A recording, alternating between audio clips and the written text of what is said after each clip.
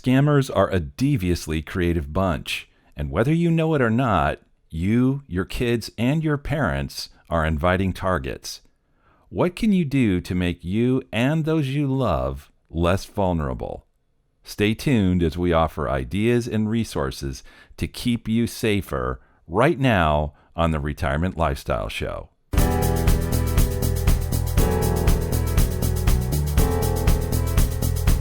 Welcome to the Retirement Lifestyle Show. I'm your co-host, Roshan Loungani, here as always with Erik Olson and Adrian Nicholson. How are you guys doing this week? Anything new or interesting for you the last week? Well, Adrian, I know you were at a bachelor party, right? Yeah, Roshan, that was a lot of fun, honestly. It was probably one of my favorite Labor Day weekends I've had. It was a good time. Me and a group of my friends from college, we went down to Virginia Beach, and it was just a really awesome time. We were pretty much doing everything down there. We went to the beach, we went to some bars, some clubs. We ate really good food. And man, I'm just a sucker for the beach. So that was just a great time with beautiful weather. So I pretty much checked off everything on a 3-day weekend. So it was an incredible time. That's great. Yeah, speaking of partying, Roshan, you did a little. Well, my cousin had his bachelor party this weekend as well. It was one night in Philly. It was fun, and then back home to essentially get stuff ready for his wedding this week. So we were getting clothes for the kids and myself and shoes, and we spent a lot of time driving to stores and on Amazon ordering stuff. So. I'm glad that's over. I hate shopping. So. Well, that's great. So I did some shopping in the last couple of weeks, and two items that I never would have thought at some point in my life that I would ever buy. But one is a bear vault. It's a giant hard plastic container that's almost impossible for a person to open, let alone an animal. And so when we're backpacking up in the UP in a couple of weeks, the idea is to keep the bears away. And I also bought 2 canisters of bear spray. So one will in a holster on my wife's hip and another in a holster on mine. And if we're over those 6 days, if we encounter a bear, this is apparently the best thing going if they're approaching you. So I'll tell you if we had to use it.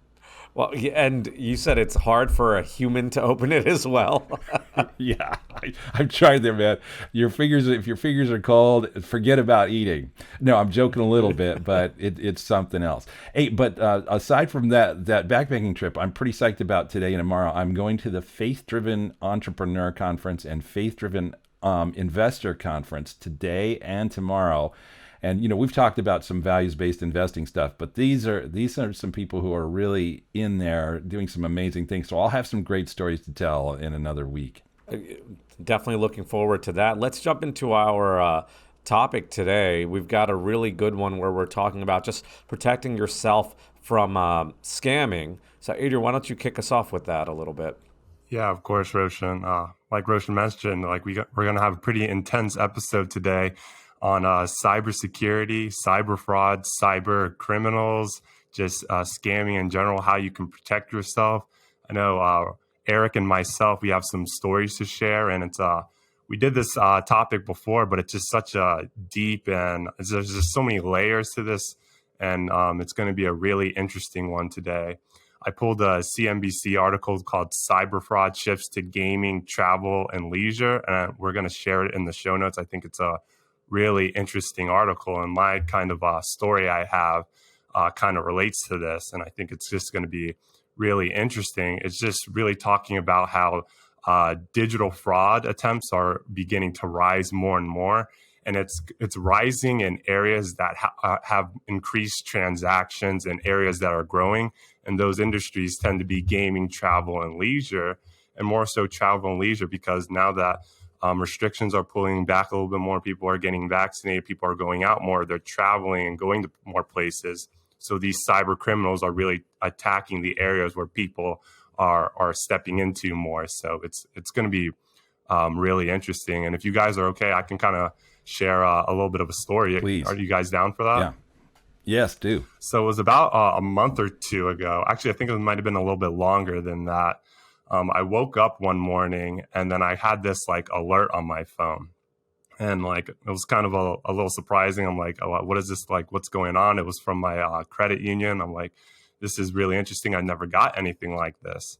And then I immediately checked my bank account and I saw 3 transactions, all from the PlayStation store, and they were like 50. It was like $50, $50, $50, and the like IP address was located from Iraq of all places. And I was like, what the heck is going on? Someone spent like $150 on my PlayStation account at like, I think it was like 3 a.m. or 4 a.m. my time. So that was a Roshan. That's when he's gaming. It might have been Roshan. Roshan somehow has shifted his IP address. So if you look at it, he's from Iraq apparently. So it was. Is that where it was? Yeah. He's using his VPN to disguise his location in the DMV area. Exactly. So it was just really shocking. And then the first thing I noticed too is that my card that was connected to my PlayStation account was immediately frozen. And then when I logged onto my PlayStation, like my whole account was locked. I get all my games digitally, so I don't have any hard disk. So I really couldn't use anything. So it was, and this was during the weekend. So it was just a really stressful time where I was reaching out to my bank on a Saturday, which, wasn't really fun. I told them that the transactions weren't placed by me, that it was correct, that they froze everything. And the whole process took about like a week long to kind of get everything back to normal. So that's just one of the stories I wanted to share, how this topic can just be really relatable and hit home for a lot of people, where you need to constantly be monitoring and aware and updating anything that you either have your card on or that you do transactions on is just extremely important in order to protect yourself from these kind of attacks. So it's definitely going to be a really exciting episode today. I mean, it really hits home for me. So here we go, guys. I'm ready for it. Well, what's interesting actually with your story is that is gaming, right? PlayStation. And it said that in the U.S. over the last year, it's gone up 261.9% for gaming and 136% for travel. So you're one of those people in that 236 percent that got or 261.9% that got hit with the gaming thing. The other thing I found pretty interesting on this, and I feel like I should have known it before, but they just said the fraudsters just sort of follow where the money is. So you're seeing more money spent in that space, so they're just getting more active in those areas, with the travel as well as the gaming. Yeah, and it just makes me think more and more like, how could I protected myself? Like, hindsight bias. I know like maybe it would have been nice for me because I've had like my PlayStation for like over like 5-6 years. Like it would have been smart for me to, update my password or maybe enable like 2-factor authentication. They have that feature. But again, I'm just in that kind of like routine where like, oh, it's not going to happen to me. I'll be fine. They're not going to target me. And then, one morning you wake up and it's just you get dealt a bad hand. So it's definitely something to really just consider and just always be aware of, because again, when it happens, you can find yourself on a Saturday calling like multiple 800 numbers, just not having a good time. Yeah. Yeah. And actually you mentioned a couple of the tips they mentioned to protect yourself. One was what you just said, do multi-factor authentication to protect you. The other one that is they say don't use automatic passwords being entered, that you should actually type in your passwords versus using something where it automatically pre-fills it for you. So that's one that I think is an important one. I know I've got to look into that because I've got some passwords that autofill as well. Yeah, and then it is interesting too, because I know I told this like Twitter story where my Twitter got hacked like multiple times. So if you want to hear it, it's a good one. I recommend you hearing it. Just go check out our older episodes. But this all happened like kind of around the time where the pandemic was starting, because again, like a lot of people are moving more to technology and relying more on technology now. So I mean, over the past like year and a half, cybercriminals have impacted my life twice already. So.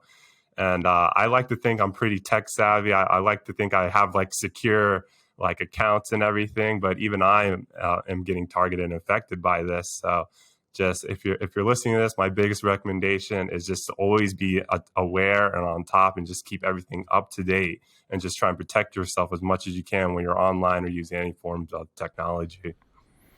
So there's different ways to think about this. One, I think, is in the area of prevention. The other is in the area of response once you've had a breach, or you've been targeted. So on the prevention side, we've talked a little bit about passwords, and I think what I'll do is just put in the show notes an article that we have on how to create ultra secure passwords that will keep hackers away. And so I love, Roshan, your point about you don't have the pre-fill, because I'm guilty of that on some of the that I'm being asked to have this password protecting what is essentially valueless information behind this wall. But at the same time, I recognize that's a little lazy, and maybe they'll find other things that can piece things together. But do you remember? It's really some pretty smart people sometimes have gotten really, really lazy about this. I think one of the really interesting stories about the whole election of running up to 2016 was that, do you recall John Podesta was hacked? Yeah. And do you remember what his password was? I don't. Was it password? Password. Yeah. So that was his password for his Gmail account or something like that. And as a result, people were able to get in and find all sorts of emails. But this is the piece on ultra secure passwords that keep hackers away. We'll have that in the show notes. And then the other thing is, what happens if you get hacked? And so, what do you do at that point? Well, a credit freeze is probably the best solution that you can take. And so how do you do that? Guys, have you ever done that? Have you had a credit freeze or put on a credit freeze? I have not, but I researched it for our previous episode, so I have. I'm familiar with it. It sounds familiar, Okay, so, but with that story I mentioned when I literally froze my credit card, that's not an example of it, or kind of a... It's reaching out to for the most part the primary the big three credit reporting agencies. They're the ones that anytime someone's looking to open a new debt account or borrow money in your name and using your social, lenders will first go there to do a credit report. And if they find that there's a freeze on you, then they go through additional steps to verify the identity and also contact you at the contact information that you've provided to get your approval for removing the freeze in order that the credit can go forward. So those are TransUnion, Experian, and I'm drawing a blank on the other one right now. Equifax. But if you reach out to Equifax, thank you. If you reach out to one of those, then they have an agreement between the three that they will then proceed to share that information with the others, and you'll have that put in place as well. Another, though, step that I think is probably worth taking is that as people have gotten a hold of social security numbers through data breaches of large organizations, such as, for example, the Equifax breach, where millions of people's information was obtained. And that's not, of course, the only instance of that. But when that happens, it's not because you had poor passwords, it's because they had poor security systems on all of the data that they had. Then people have found that they can be vulnerable to having their federal income tax refunds claimed before they got to it. How? By filing a tax return in their name and with their social security, using a different bank account as the destination for the refund. Wow. And so before you know it, before you filed to show what your actual taxes were, or actual tax obligations were, and you maybe aren't entitled to that same refund, they've sucked all the funds out, and you're left kind of high and dry. So here's what you can do: is you can go to the IRS's website, you can download a form, you can fill that out, and you can submit it, and that will give the IRS as well an alert to be to not allow a fraudulent claim for your return, or pardon me, for your refund to be acted upon by someone else. Yeah, a couple things that I'd want to add on to that you mentioned. One is with that credit freeze, I actually realized as you were discussing it, I have a client that permanently freezes her credit, and when she wants to open an account, she will then unfreeze it, open the account, and get it done. So I thought that was a very useful tip to make sure your credit's always protected. Are there any drawbacks to that, Roshan? Like, does it take like a while to like unfreeze it? Or that, I mean, that sounds like a really smart strategy to use. Are there any drawbacks to that? Or, I mean, So it's a really interesting story. yeah, she had to. I guess the management of going to unfreeze it and freeze it back might be a drawback, but it was it was definitely not a long time. It wasn't weeks. It was a day or two for her to go ahead and do that. I think actually you can do it. You can do it almost instantly. If let's say someone's at a dealership and they're looking to buy a car and they have this freeze on their credit. At that point, when they run the credit report, then they're able at that point to initiate the unfreeze, have the loan initiated, and then go forward. So I don't think. Fortunately, it's not a big deal. I think it's a great strategy. So can I point? Hold on, one other thing Go before ahead, we move on. You had mentioned passwords earlier and sharing a link for passwords. There are also password managers out there that I can't say I have any personal experience with, but I did find a list of some of the top ones: Dashlane, LastPass, NordPass, 1Password. Now, my understanding is somewhat limited on this because I haven't used it, but you set up this manager and it will then generate and store your passwords. The big drawback with this is if you lose your password to your manager, everything's gone, right? Because they typically are picking, and I imagine there's a way you can somehow print or copy these passwords. They're randomizing these passwords for you. So if it's not going to be your pet's name with some numbers, or it's not going to be like Podesta with password. It's going to be something very random and secure. So if you don't write them down or have them in another place, it's a potentially a single point of failure if you lose that one password. That's awesome, Roshan. And that's why I love recording these episodes with you guys, because I always learn something new, and I'm going to be looking into that, Roshan, because I feel like I create like a new password like every week, and I need to be a way to like manage it all, because like I think I made like 3 passwords alone this week just for fantasy football, and I need to manage this like big time, because I don't want to be locked out of my fantasy account and then I have like my roster set for the week and then lose. That'd be like a nightmare for me. That makes me really want to look into it. Yeah. The thing that we'll all include in the show notes about the ultra strong passwords, it actually does include references to some of those organizations that have those tools that you just mentioned, Roshan, so people can pursue that a little bit further. And it'll also have some good suggestions about passwords to not use. Yeah. So I wanted to point people to a couple YouTube channels though, because if you're thinking, first of all, some of the things that on YouTube show what scams are being used these days are both really informative and entertaining at the same time. So I want to, and I think these guys are doing some really pretty interesting work. So I want to point you to one of them is called Scammer Payback. That's the name of the YouTube channel, Scammer Payback. And this guy's, sometimes they're short, sometimes they're long, but they're endlessly entertaining. So that's one. There's also a fellow in the UK named Jim Browning, who is so gifted in the area of computing and such that he has managed to actually penetrate these defenses of these people that are contacting him online and doing this. Usually it's the online help scam. That he has managed to go in and discern all sorts of information about where they're located and who they are and what their business names are, and then managed to bring authorities to bring them to the attention of the authorities in their countries. So Jim Browning, just as it sounds, and Scammer Payback. Just go enjoy a couple of YouTubes, and if you're not hooked, I'll be surprised. Yeah, I don't know if either of you have seen this, but there's a new show that is coming up on the popular list on Netflix called Clickbait. Have either of you heard of this or seen this? I mean, I No. know the term, and I mean, Netflix comes out with like something new like every single day, but I'll That's check it true. out. Well, so I actually I watched this one, and it was pretty good. But it's more about catfishing, where people are faking identities than anything else.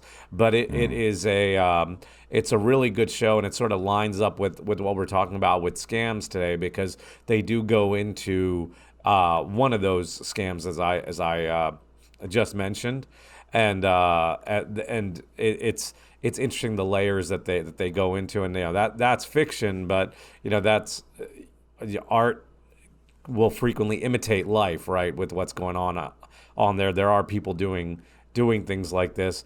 Another interesting area with protecting yourself from scamming that I think we need to discuss briefly is cryptos.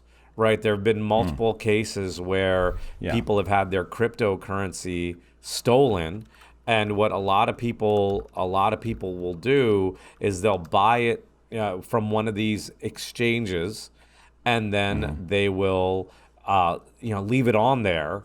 The exchange gets hacked, and then your crypto is just gone.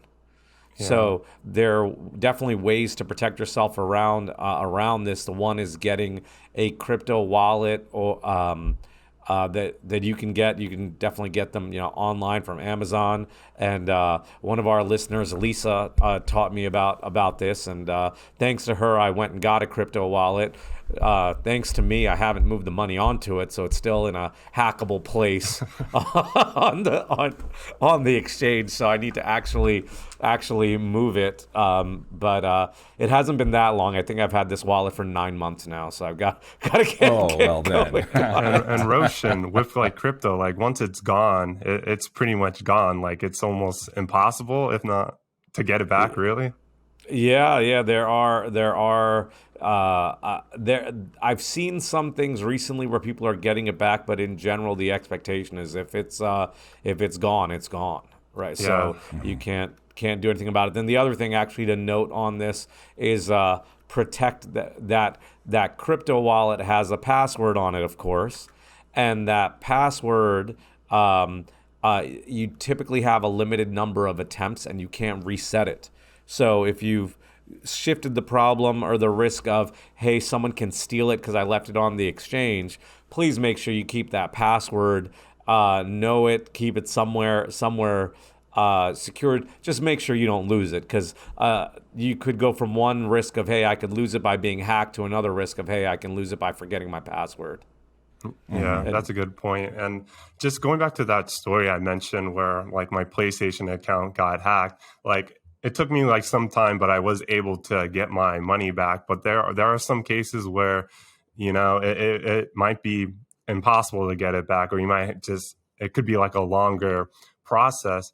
And then it's just really interesting to think about too, Roshan, how these cyber crimes and cyber criminals are always just trying to penetrate like new spaces, or just trying to be like ahead of the curve, or like we mentioned, just follow where the money's going.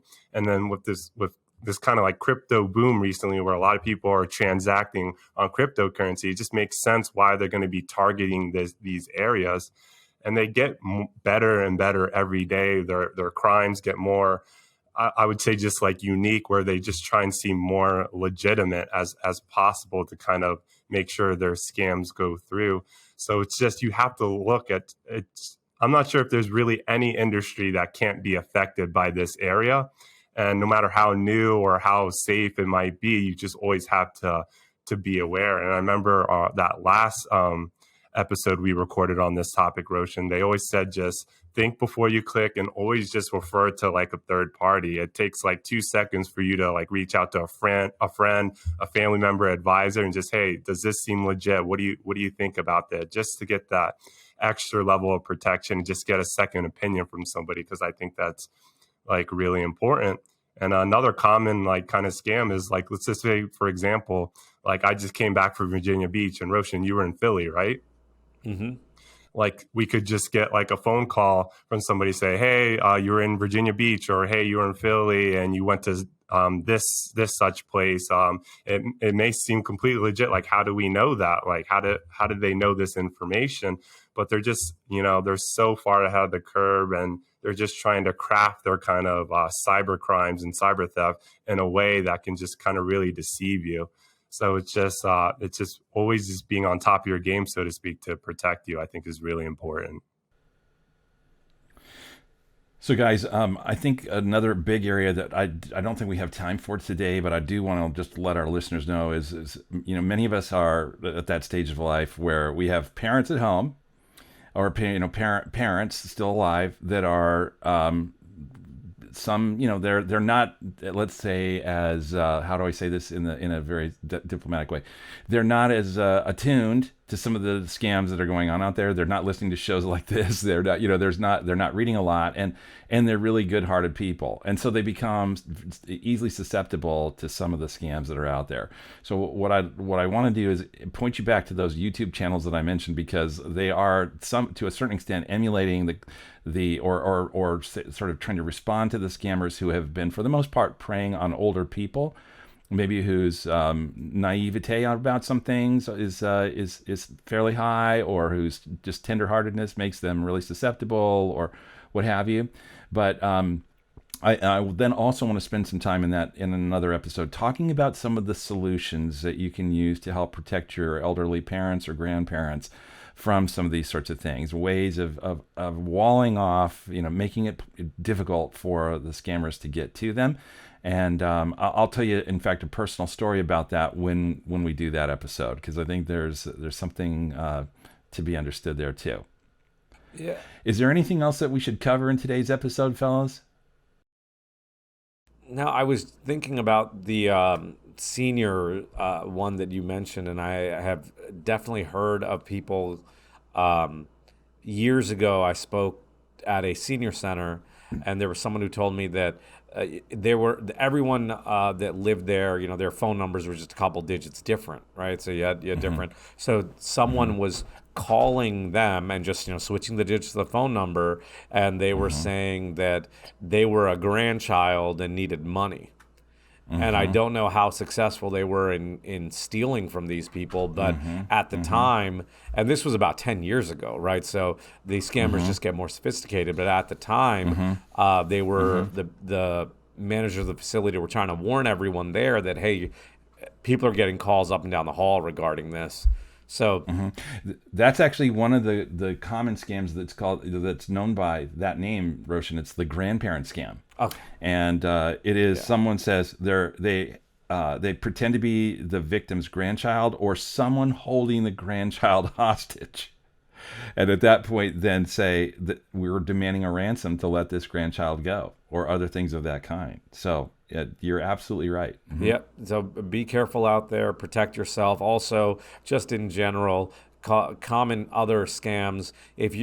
Apple's not going to call you. The IRS isn't going to call you. Social Security is not going to call you. Microsoft's not going to call you. So any of these companies that say they're calling you because of some issue with your computer, with the internet, tax return, your Social Security, hey, Roshan, those are all probably Roshan, fake. the African prince that's found your email address and wants you to be a part of his royal family or something like that. I can't remember specifically, but that's another one of them. Watch out for that one.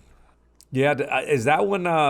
That one's still happening frequently. I haven't gotten any emails from African princes. I remember when I was in at university, all my friends in my dorm, we all got together because somebody on my floor got one of those emails and they thought it was legit. We spent the whole day looking into it, and then we found out that it wasn't real. Yeah, and that's a fun. I remember on the show The Office, Michael Scott got an email from that as well and mentioned it. So classic. There's all that is a classic scam. So yes, don't believe a prince from Africa that's telling you that they just need you to send them a few $100,000 to get their millions out of the country. Great. Hey guys, well, I want to wrap up. So before we do, though, I want to say to listeners, if you are a newer listener to our show, you may not have heard us mention that we have a new website now, and where all of our past episodes are available. And for the most part, if you're more of you prefer viewing to merely listening, you'll be happy about that, because on that website, we've done things as much as possible in a YouTube format. So you can go look in reverse chronological order and look through some of the many, many pages worth of shows that we've done, find all our show notes, look at what we've been talking about lately, and go from there. I'll also mention that if you are thinking, okay, maybe we don't sound like the world's foremost experts in cybersecurity, so maybe that's not one of the topics in which you want to reach out to us, but there are a variety of topics on which you may say, hey, I'd like to follow up with you. And so we've left our contact information on that. So you can just reach out to us and say, hey, I was listening to such and such an episode, and I'd love to have a conversation with you about that. We'd be happy to do that as well. And then I'd also just ask you, if you're a regular listener and you're finding value in this show, we'd be so grateful if you would make it possible for other people to discover the show. How do you do that? You go to your favorite podcast app, whatever that is, if it's Apple, Stitcher, Spotify, you name it. Leave a review. Leave a review. It's more than just clicking stars. If you can leave a review, that helps the show get discovered, and that helps more people avail themselves of the information that we're providing on a week in, week out basis. So we appreciate all of your those of you who are listening and who have been giving us feedback. And by the way, if you have critiques for us, we always love those critiques as well. So thanks. Yes, please like, subscribe, tell your friends and family. As Erik just mentioned, this has been another episode of the Retirement Lifestyle Show. Thank you for listening. We'll be back next week.